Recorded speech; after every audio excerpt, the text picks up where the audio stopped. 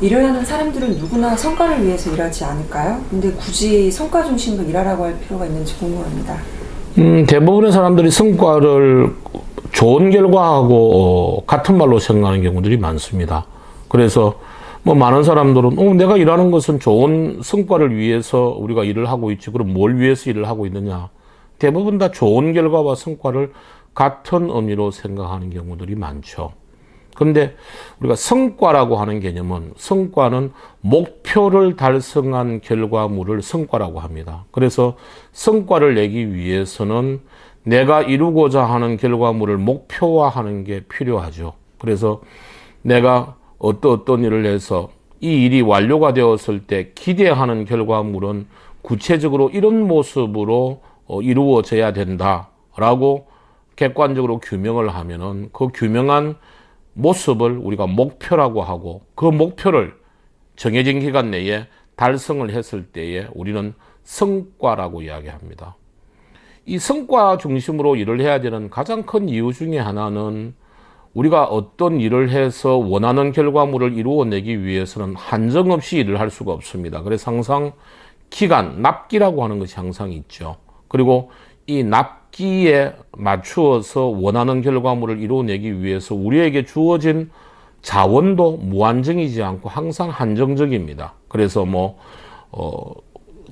예산이라든지 시간이라든지 혹은 정보라든지 이러한 자원이 한정적이죠. 거기에다가 실행하는 사람의 능력과 역량 자체도 이미 정해져 있는 상태입니다. 그래서 우리가 정해진 기간 내에 원하는 결과물을 이루어내기 위해서는 우리는 끊임없이 선택과 집중을 할 수밖에 없고, 일의 우선순위를 가려가면서 일을 할 수밖에 없고, 그리고 우리가 원하는 결과물을 얻기 위해서는 내가 가지고 있는 능력과 역량이 부족할 때 상위 조직의 리더들이나 동료들이나 타 팀의 구성원들에게 협업을 해야 될 것을 끊임없이 요구하면서 팀워크 플레이를 갖다가 해야 되는 것이죠. 그래서 우리가 성과 중심으로 일을 한다라고 하는 이야기는 단순히 일을 해서 목표를 달성한다라고 하는 의미도 있겠지만, 우리가 원하는 성과를 이루기 위해서 지금부터 성과를 이루어내는 그 기간 동안까지의 일하는 방식 자체를 갖다가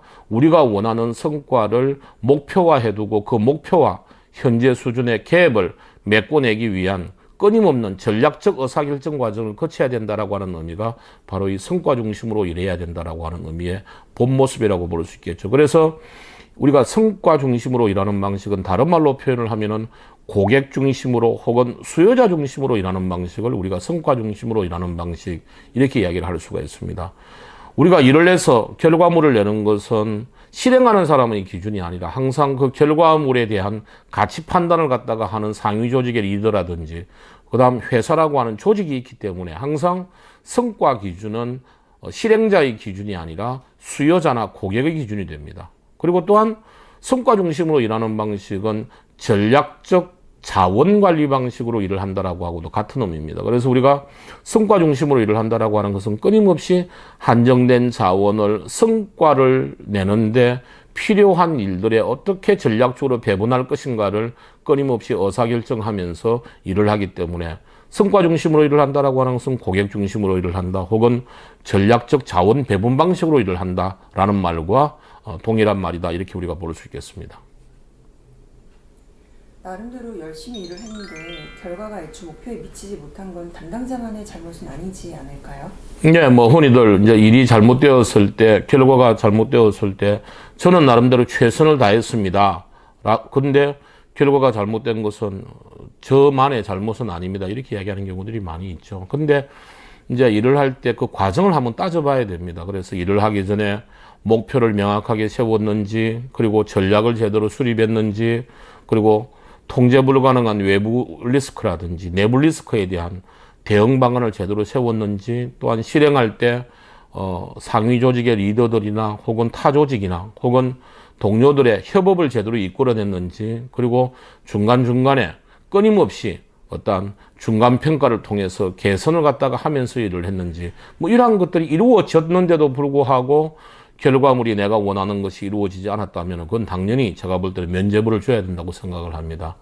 근데 대부분의 사람들이 일을 할 때 나름대로 열심히 일을 했다고 하지만 그건 본인의 기준으로 열심히 일을 한 것이고 목표와 전략 중심으로 일을 했는지, 그리고 일을 하기 전에 리스크에 대한 대응 방안을 제대로 세웠는지, 그리고 협업은 제대로 거쳤는지에 대한 부분들에 대해서는 굉장히 미흡하게 이를 데가 없습니다. 그래서 대부분 열심히 일을 했다라고 하는 것은 전략적으로 일을 한 것이 아니라 자기 나름대로 열심히 일을 했다라고 하는 것이지, 목표와 전략 중심으로, 그리고 리스크를 테이킹하면서, 그리고 끊임없이 협업 과정을 거치면서 열심히 일을 한 것은 아니기 때문에 그 부분에 대한 것들은 우리가 다시 한 번 더 생각을 해봐야 될 여지가 있다고 생각을 합니다. 성과 중심으로 일하는 방식은 어떻게 일하는 건가요?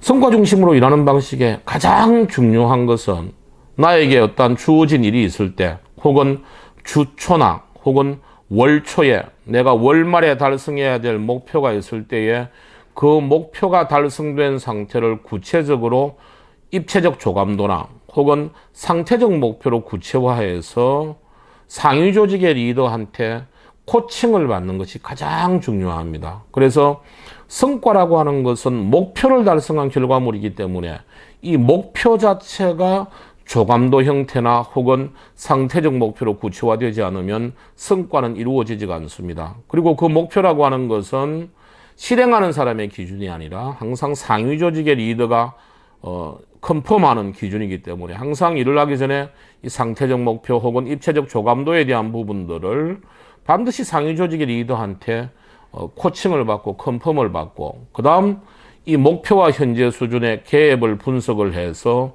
문제를 도출하고 이 문제를 해결하기 위한 방법이 전략이죠. 그래서 전략을 수립을 하고, 그리고 이 전략을 실행하는데 통제 불가능한 외부 리스크 요인과 내부 리스크 요인을 도출을 해서 대응 방안을 세우고, 실행 과정에 가서 큰 목표를 주간 단위나 일일 단위로 잘게 캐스케이딩을 하고, 그리고 또한 내 힘으로 할 수가 없는 부분들에 대해서는 협업을 요청하고, 그리고 중간 평가를 해서 계속 개선 과정을 거치는 일련의 과정들을 우리가 흔히 성과 중심으로 일을 하는 방식, 그럽니다. 그래서 대개 성과 중심으로 일을 하는 방식들은 플랜, 시 피드백 방식으로 일을 하는 방식을 성과 중심으로 일을 하는 방식이라고 이야기해도 크게 하자는 없을 듯 합니다.